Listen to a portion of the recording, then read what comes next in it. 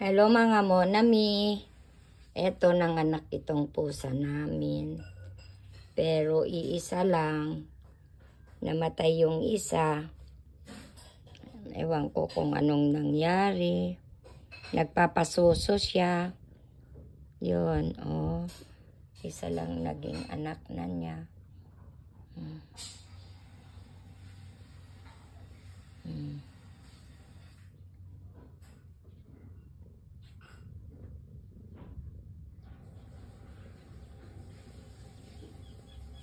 Hindi ko alam kung anong kasarian nito.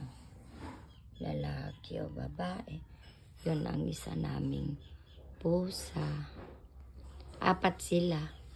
Pero wala yung iba. Okay, mga monami.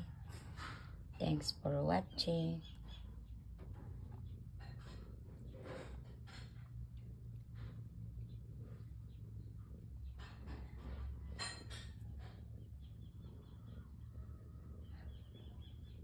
Bye-bye.